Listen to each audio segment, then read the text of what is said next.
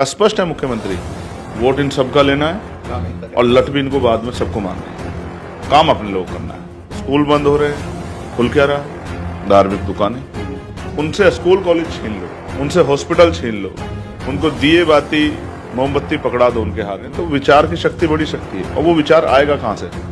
सिर्फ मूर्तियों को पूजने से तो नहीं आएगा, सिर्फ माथा टेकने से तो नहीं आएगा। आपको महान पुरुषों को पढ़ना पड़ेगा, उनके संघर्ष को पढ़ना पड़ेगा और उस संघर्ष पे चलना भी पड़ेगा। आप पे बैक टू सोसाइटी नहीं करोगे, आप समाज में कोई योगदान नहीं दोगे, तो समाज में कैसे बदलाव हो जाएगा? लड़ाई आर पार की, पाल, प्रजापति, कश्यप, सैनी, मौर्य, साकेत, कुशवाहा, बिंद्र, राजभर, केवट, मल्ला, कितने एसएचओ बनाए, कितने एसपी बनाए, कितने एसएसपी बनाए, कितने डीएम बनाए, चमार, वाल्मीकि, पासी, धोबी, कोरी, खटी, कितने बने? सबसे बड़े सूबे को सिर्फ इस बात के साथ नहीं छोड़ा जा सकता कि सरकार नहीं है। मुख्यमंत्री निरंकुश किसी के घर पे बुलडोजर चला दो, चलो इनकाउंटर कर दो उठा के, चलो थाने में ले जाकर पीट के मार दो। गोली खाए बैठे हैं, पत्थर खाए बैठे हैं, ऐसे थोड़ा ही छोड़ दें, लाठियां खाए बैठे हैं। जब तक अपने लोगों के अधिकार उनके हाथों तक नहीं पहुंचा देते, उनके हाथ जो ऐसे हैं, और जब तक उनके हाथ देने वाले नहीं बनाते, तब तक रुकने का कोई मतलब नहीं बनता।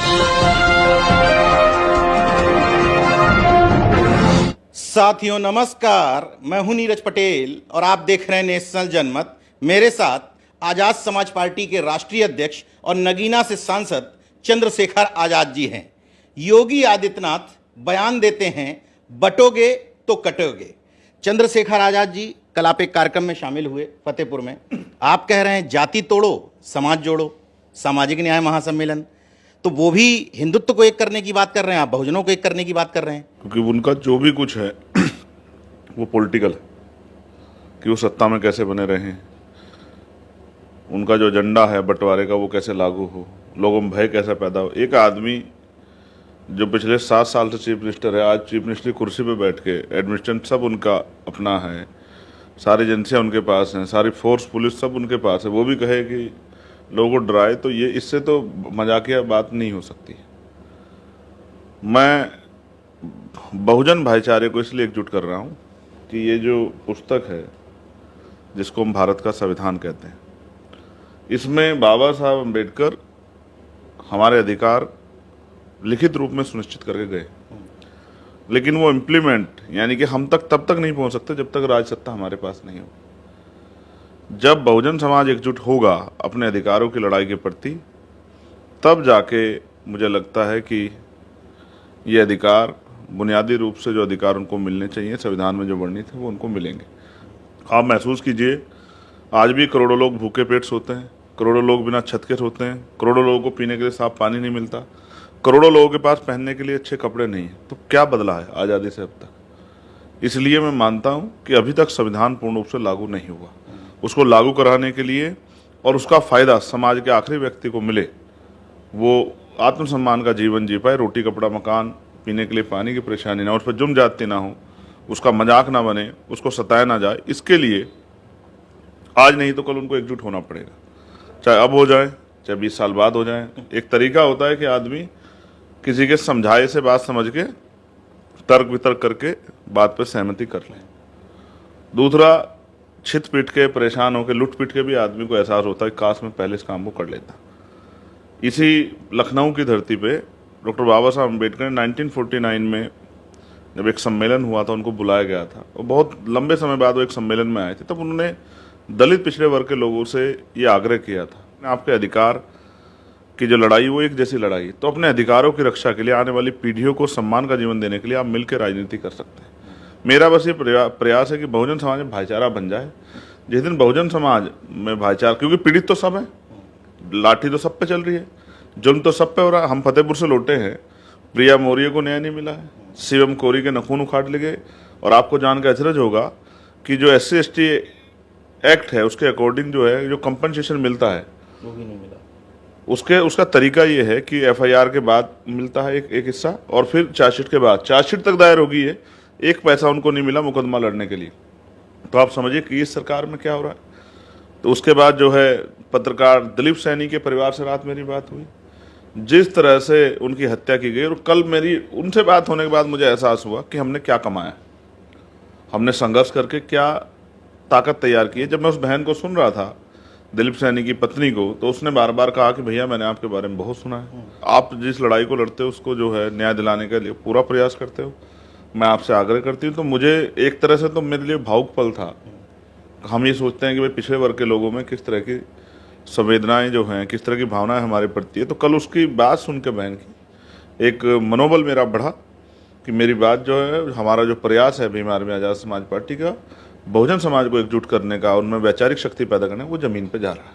मतलब बटोगे तो कटोगे का आपने काट ढूंढ ली है, जाति तोड़ो समाज जोड़ो। जाति तोड़ो समाज जोड़ो। और मैंने एक नारा भी दिया है कि पढ़ेंगे तो आगे बढ़ेंगे, साथ साथ चलेंगे। हम अगर अपने महापुरुषों के रास्ते पे चलेंगे तो ही, देखो जैसे मैं गर्व से कहता हूँ कि मैं अर्जक संघी, मुझे इस बात में कोई परहेज नहीं, क्योंकि हम वैचारिक आंदोलन को जो है आगे सींचने का काम कर रहे हैं। तो विचार की शक्ति बड़ी शक्ति है, और वो विचार आएगा कहाँ से? सिर्फ मूर्तियों को पूजने से तो नहीं आएगा, सिर्फ माथा टेकने से तो नहीं आएगा। जैसे मैंने कल भी कहा कि सिर्फ नीला पटका पहनने से काम नहीं चलेगा। आपको महान पुरुषों को पढ़ना भी पड़ेगा, उनके संघर्ष को पढ़ना पड़ेगा, और उस संघर्ष पे चलना भी पड़ेगा। आप पे बैक टू सोसाइटी नहीं करोगे, आप समाज में कोई योगदान नहीं दोगे, तो समाज में कैसे बदलाव हो जाएगा? ये कोई किसी बाबा की तरह तो नहीं हो सकता कि जादू की छड़ी है तो ऐसे हाथ फेर दिया हो जाएगा। नहीं, एक बार समझाना पड़ेगा, 2 बार समझाना पड़ेगा, 10 बार समझाना पड़ेगा। और जो हमारा 90% जो है, जो हमारा परिवार है बहुजन समाज का, जो अंधविश्वास पाखंडवाद में है या अज्ञानता के कारण विरोधियों को शक्ति दे रहा है, उसको वापस अपने घर में लाना तो पड़ेगा। उसको ऐसे तो नहीं छोड़ सकते हैं कि भाई अगर वो किसी कारण से चला गया, हमसे नाराज है, या कोई छोटी मोटी लड़ाई झगड़ा हो गया तो इस आधार पे उसको ऐसे अलग होकर बैठ जाए। ऐसा बेवकूफ़ नहीं हूँ मैं। जैसे सरदार पटेल साहब ने कहा था जब बाबा साहब ने इस्तीफा लिखा कि मैं किसान हूँ, मैं बीज देख के पहचान लेता हूँ कि ये पौधा, ये वृक्ष कितना फल देगा। तो मैं भी बेवकूफ़ नहीं हूँ, मैं भी किसान का भी बेटा हूँ, तो प्राइमरी स्कूल के मास्टर का भी बेटा हूँ।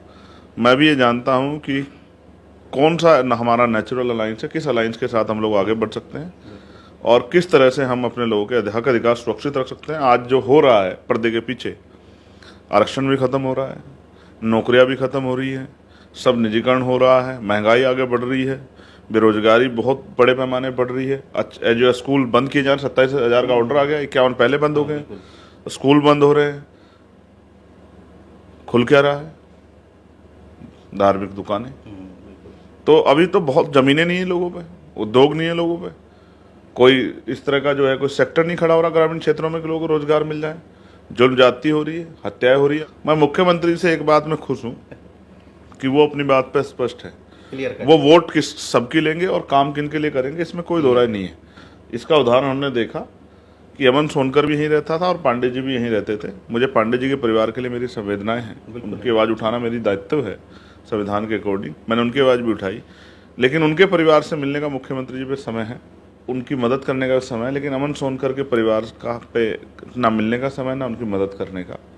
दूसरा, अभी उनका जो बयान आया कि मैं अयोध्या गया था, मैं फलानी बस्ती में गया, मैंने उनको दिए बातें दी।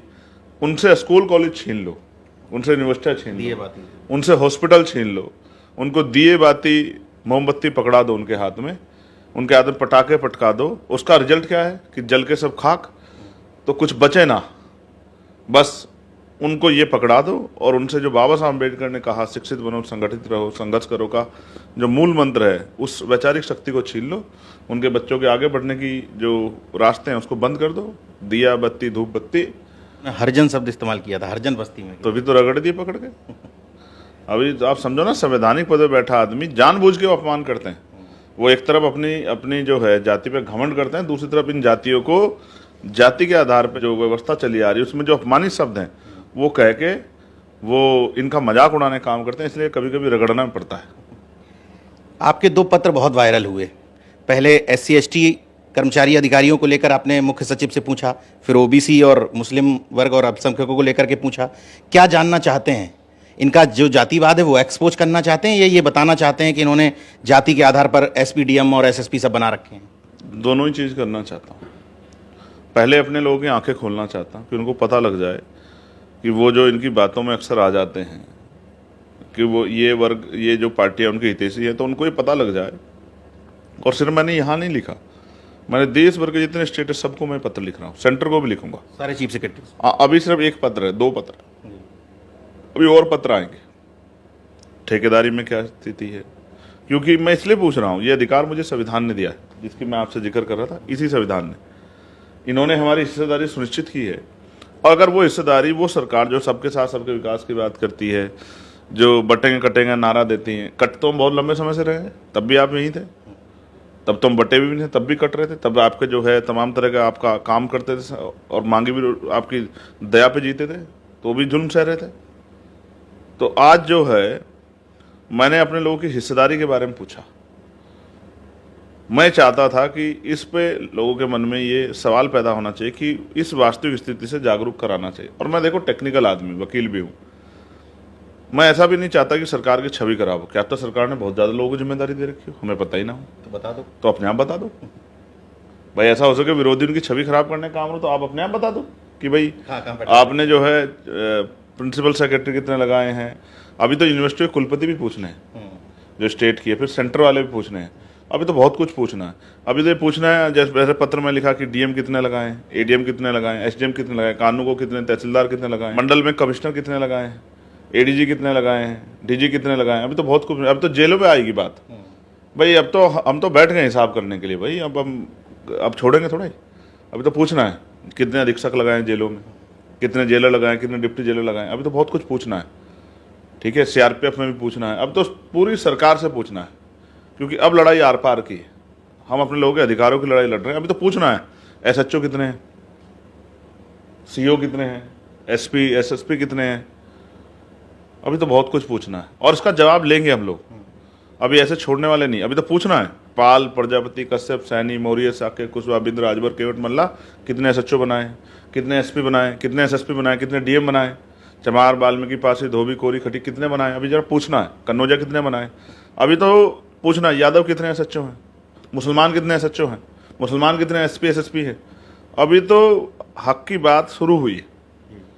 अब तो सीधी लड़ाई डॉक्टर बाबा साहब अम्बेडकर की जो बात थी कि लड़ाई हिस्सेदारी हकदारी की, तो उस पर सवाल होगा। और अपने पिछड़े वर्ग के भाइयों को कहना चाहता हूँ, जिन नेताओं को आपने वोट दे के मौके दिए, शायद उनको आपकी पीड़ाओं का एहसास नहीं, जो मुझे आपके पढ़े लिखे बच्चों की बेरोजगारी का एहसास है, उनके दम घुटते सपनों का एहसास है। मैं विश्वास दिलाता हूँ कि पहले तो मैं मंडल कमीशन की रिपोर्ट के लिए लगातार चर्चा कर रहा हूँ, और आप देखो जातिवार जनगणना में जितनी बार मैंने आवाज़ उठाई है, पार्लियामेंट में शायद किसी ने ना उठाई हो, सड़कों पे उठाई है, तो अब सुरसुराहट है कि जातिगत जनगणना करा रहे हैं, लेकिन बिना कास्ट के कॉलम के कराएंगे तो सब बेकार हो जाएगा। तो अभी मंडल कमीशन की सिफारिश लागू होनी है, अभी जातिवार जनगणना होनी है, अभी बहुत सारी चीज़ें हैं जिनकी ज़रूरत है। अभी तो जो यूनिवर्सिटी में हमारे SC ST OBC के बच्चों का दमन हो रहा है, उस पर भी जो है सवाल पूछना पड़ेगा कि आपने यूनिवर्सिटी में चांसलर कौन बिठा रखे हैं, क्या हिस्सेदारी दी है SC ST OBC को जिनका वोट लेते हो। और जैसा मैंने पहले कहा, स्पष्ट है मुख्यमंत्री, वोट इन सबका लेना है और लट भी इनको बाद में सबको मारने हैं, काम अपने लोग करना है। अच्छा, अंतिम सवाल, उत्तर प्रदेश पर इस समय आपका फोकस है, आप लगातार मुख्यमंत्री की तमाम चीज़ों को लेकर के सवाल भी पूछ रहे हैं, क्या प्रदेश की क्या योजना है आगे उत्तर प्रदेश? देखिए, अर्जुन का जो निशाना है वो मछली की आंख पे है, तो अब इधर जो चंद्रशेखर का निशाना है वो उत्तर प्रदेश पे है। देश के सबसे बड़े सूबे को सिर्फ इस बात के साथ नहीं छोड़ा जा सकता कि सरकार नहीं है। सरकार का मतलब नहीं है तो क्या अब निरंकुश होने दें शासन को? अब वो मुख्यमंत्री निरंकुश हो, किसी के घर पे बुलडोजर चला दो, 60 साल से 70 साल से कोई रह रहा, आ जाओ, कोई उनके खिलाफ एप्लीकेशन करो, चलो बुलडोजर चला दो, चलो इनकाउंटर कर दो उठा के, चलो थाने में ले जाकर पीट के मार दो।